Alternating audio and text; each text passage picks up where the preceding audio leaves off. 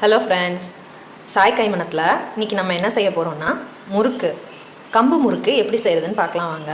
அதுக்கு தேவையான பொருட்கள்: கம்பு மாவு 125 கிராமு. இது வந்து முறுக்கு மாவு. முறுக்கு மாவு எப்படி ப்ரிப்பேர் பண்ணணும்னா, 1 கிலோ பச்சரிசி, 1 கிலோ பச்சரிசிக்கு 1/4 கிலோ உளுந்தை வந்து வெறும் வடை சட்டியில் நல்ல கமகமன்னு வாசம் வர்ற அளவுக்கு வறுத்துக்கணும். அந்த பச்சரிசியும் உளுந்தையும் நான் மிஷினில் கொடுத்து அரைச்சிருக்கேன். இல்லை நீங்கள் வந்து கொஞ்சமாக தான் மாவு எடுத்துக்கிறீங்கன்னா மிக்சியில் கூட அரைச்சி ஜலிச்சிக்கலாம். இதுவும் வந்துட்டு நான் மிஷினில் எடுத்ததை வந்து ஜலிச்சு தான் வச்சுருக்கேன். அப்புறம் முறுக்குக்கு வந்து எள்ளு போட்டால் நல்லாயிருக்கும். அதுக்கு வந்துட்டு ஒரு 2 பிஞ்ச் 3 பிஞ்ச் எள்ளு, நீங்கள் அதிகமாக போடுறதுனாலும் போட்டுக்கலாம். அப்புறம் தேவையான அளவு உப்பு, காரத்துக்கு வந்து வத்தல் பொடி, பெருங்காயம் 2 பிஞ்சு. வத்தல் பொடி வந்து ஆப்ஷனல் தான். நான் வந்து இது வந்து சிறுதானியம் அப்படிங்கிறதுனால வந்துட்டு காரப்பொடி சேர்க்குறேன். இது வந்துட்டு 1 டீஸ்பூன் வத்தல் பொடி. இது உப்பு வந்துட்டு தேவையான அளவு சேர்த்துக்கலாம். அப்புறம் பட்டர் வந்துட்டு ஒரு 1.5 டேபிள் ஸ்பூனு. அப்புறம் தண்ணி, நம்ம முறுக்கு மாவு பதத்துக்கு பிசைறதுக்கு தேவையான அளவு தண்ணி. அப்புறம் நான் வந்துட்டு இந்த முறுக்கு உரலில் தான் புளிய போகிறேன். இப்போது இந்த கம்பு மாவு கூட இந்த முறுக்கு மாவு எடுத்து வச்சுருக்கோம் இல்லையா, அதை கலந்துக்கலாம்.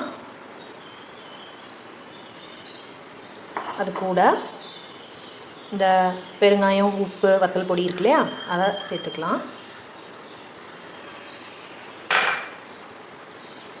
அப்புறம் எள்ளு சேர்த்துக்கலாம்.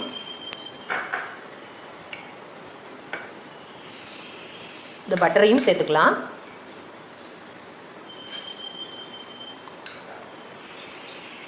இதெல்லாம் சேர்த்துட்டு நல்லா வந்து மிக்ஸ் பண்ணணும். ஃபஸ்ட்டு இதெல்லாம் வந்து ஒன்றா மிக்ஸ் ஆனதுக்கப்புறமா தான் நம்ம வந்து தண்ணி ஊற்றி பிசைய ஆரம்பிக்கணும்.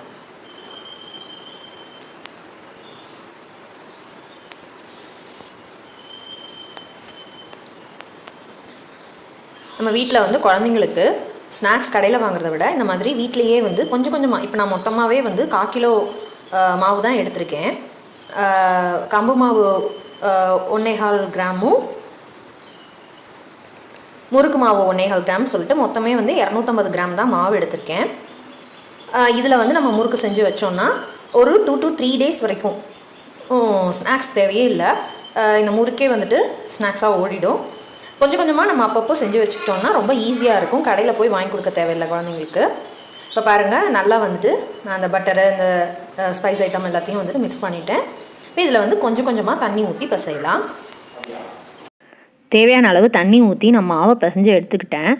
முறுக்கு மாவு பதத்துக்கு நல்லா சாஃப்டாக பிசைஞ்சுக்கணும். இப்போ இதை வந்து முறுக்கு உரலில் லோட் பண்ணி முறுக்கு புளிய ஆரம்பிக்கலாம். இதுக்கு வந்து தேன் குழல் அச்சு யூஸ் பண்ணணும்.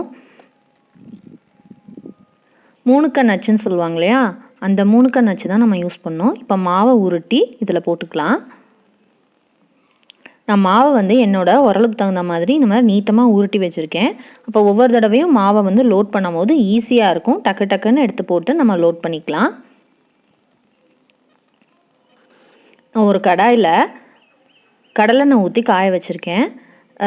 அதுக்கு வந்து தேங்காய் எண்ணெயும் ரொம்ப நல்லாயிருக்கும். எந்த எண்ணெய்னாலும் யூஸ் பண்ணலாம். இப்போ எண்ணெய் காயட்டும், நம்ம அதுக்கப்புறம் முறுக்கு பிழிஞ்சு இதில் போடலாம். இந்த மாதிரி ஒரு துணி விரிச்சிக்கிட்டு துணியை வந்து ஈரம் பண்ணிக்கணும், இல்லாட்டி ஒட்டும். நல்லா ஈரம் பண்ணிவிட்டு நல்லா இருக்க புழிஞ்சிடணும். அப்புறமா அதை விரிச்சிட்டு இந்த மாதிரி அதில் வந்து முறுக்க பிழிஞ்சு விட்டுக்கலாம்.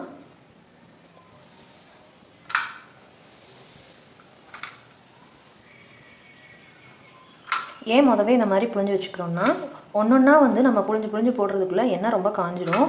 நம்ம இதை போடுறதுக்குள்ளே முறுக்கு வந்துட்டு கலர் மாற ஆரம்பிச்சிடும். அதனால தான் வந்து இதை மாதிரி புழிஞ்சு வச்சுட்டு ஒரு நம்ம எவ்வளோ எண்ணெய் ஊற்றிருக்கோமோ அதுக்கு தகுந்த மாதிரி ஒரு 6 முறுக்கு 7 முறுக்கு அந்த மாதிரி சேர்த்தாப்பில் போடலாம். பெரிய முறுக்காக போடுறத விட இந்த மாதிரி குட்டி முறுக்காக போட்டால் க்யூட்டாக நல்லாயிருக்கும், குழந்தைங்களுக்கு ரொம்ப பிடிக்கும். இப்போது இதை மாதிரி ஒரு கரண்டி எடுத்துக்கிட்டு இந்த இதை இப்படி திருப்பினோன்னா நம்ம கரண்டிக்கு வந்துடும் மாவு. அதை எண்ணெயில் போட்டுக்கலாம். இன்னொரு தடவை நல்லா பார்த்துக்கோங்க. இந்த மாதிரி துணியை இப்படி தூக்கி நம்ம கரண்டி இப்படி வச்சுக்கிட்டு இப்படின்னோன்னா அது வந்து கரண்டிக்கு ஷிஃப்ட் ஆகிடும். இப்படி ஒன்றா எடுத்து நம்ம எண்ணெயில் போட்டுக்கலாம்.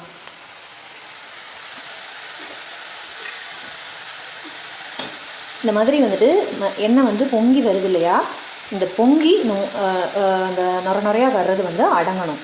இப்போ பாருங்கள், இந்த முறுக்குலலாம் கொஞ்சம் வந்து கம்மியாக வருது, இதிலலாம் கொஞ்சம் அதிகமாக வருது. நம்ம ஒன்றா போட்டுட்ருந்தோம் அப்படின்னா இந்த முறுக்குலாம் கலர் மாறிடும். இப்போ இது வந்து திருப்பி போட்டுடலாம்.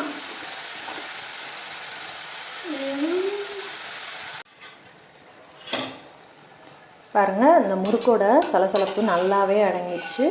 இது வந்து கரெக்டான ஒரு கலர், கரெக்டான பதம்.